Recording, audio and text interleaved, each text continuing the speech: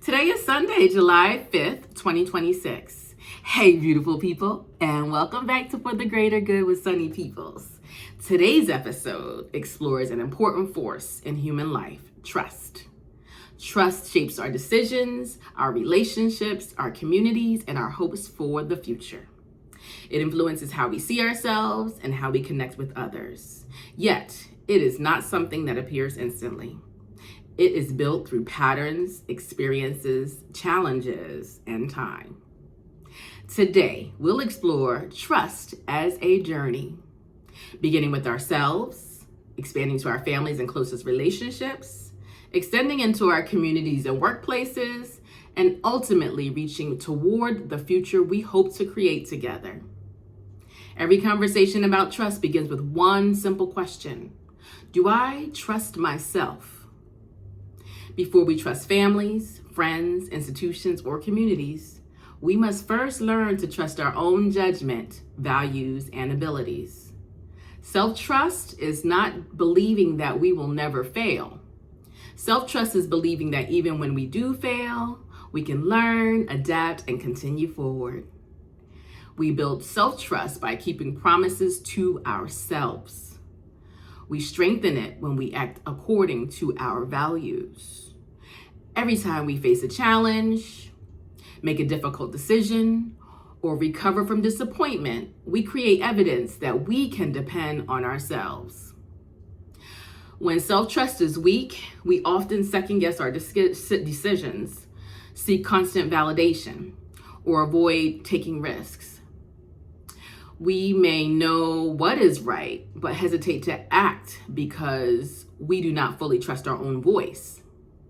Yet, self-trust grows through action. Like a muscle, it strengthens through exercise. Every act of courage, responsibility, and integrity becomes another repetition in the training of trust. And perhaps this is where we discover an important truth. Trust is bigger than confidence. Confidence says, I believe I can. Trust says, I believe I will show up, learn, and remain true to my values regardless of the outcome.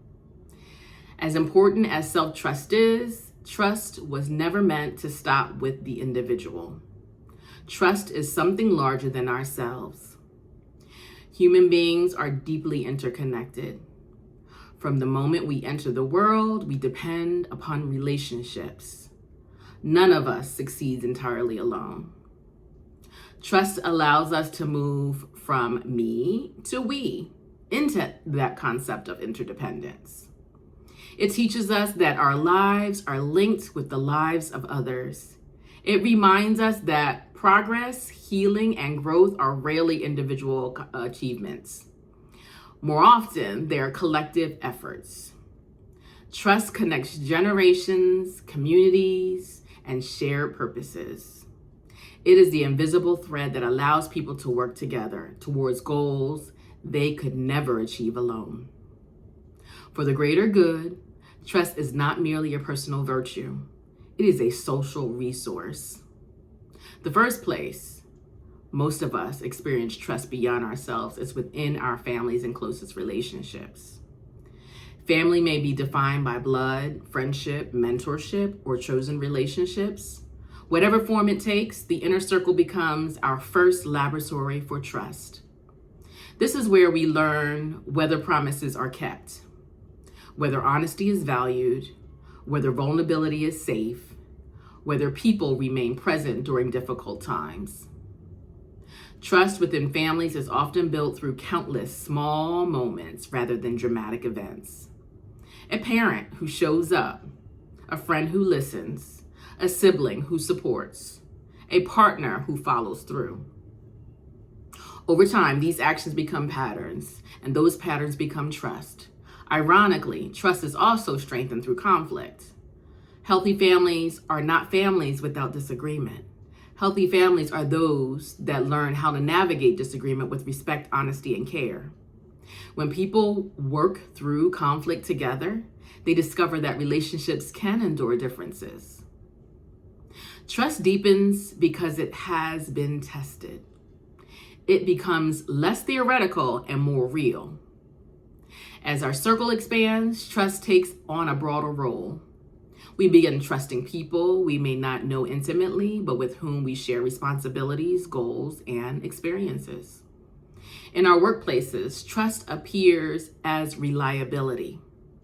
Can I depend on my colleague? Will they keep their commitments? Will they communicate honestly? Will they support the team's success rather than only their own?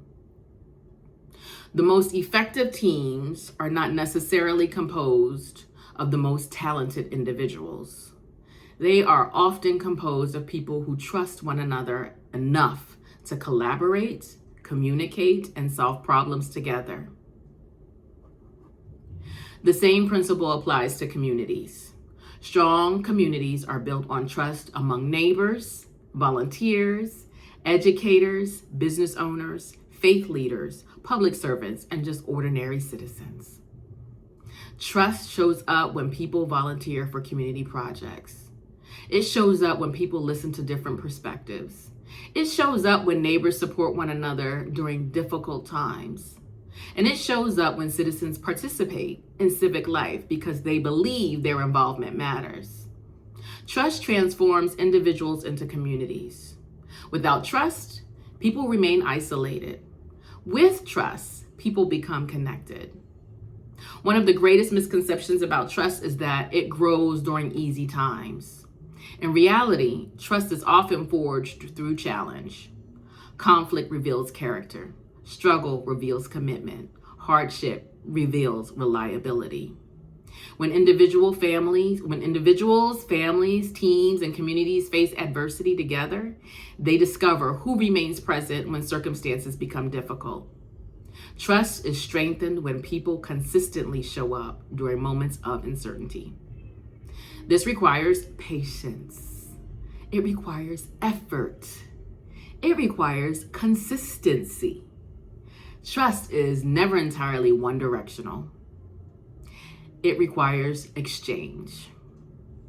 It grows through mutual giving and receiving, listening and being heard, helping and being helped, extending trust and proving trustworthy. Living like a garden, trust grows through continual care. Ultimately, trust is about the future. Every act of trust is an investment in what has not yet happened. When we trust ourselves, we believe we can meet tomorrow's challenges. When we trust our families and friends, we believe our relationships will endure. When we trust our coworkers and communities, we believe our collective efforts can create positive change. Trust allows us to move forward despite uncertainty. Without trust, fear dominates. With trust, hope becomes possible. The future is always unknown, but trust gives us the courage to participate in shaping it. It reminds us that while we cannot control every outcome, we can choose how we show up for one another along the way. Trust begins within us, but never remains only there. It starts with self-trust. It expands to those closest to us. It strengthens communities and workplaces. It carries us through conflict and challenge. And ultimately, it allows us to believe in a future worth building. Perhaps the greatest lesson of all of this is trust is not a destination. It is a practice of integrity, a practice of consistency, a practice of courage, a practice of choosing again and again to invest in something larger than ourselves. Because for the greater good, trust is how individuals become families, families become communities, and communities create the future together. Perhaps one of the greatest tests of trust is not trusting people who are like us. It is learning to trust across differences.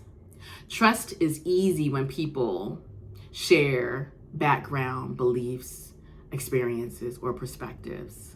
Trust becomes more challenging when we encounter people whose lives, cultures, opinions, or identities differ from our own. Yet, if trust is truly for the greater good, it must be large enough to cross those boundaries. We live in a world filled with differences. Different generations, different neighborhoods, different professions, different political views, different life experiences. The question is not whether differences exist. The question is whether difference will become a barrier or an opportunity. Trust begins to grow when we become curious instead of judgmental. Instead of asking, how are we different? We begin asking, what can I learn from this person?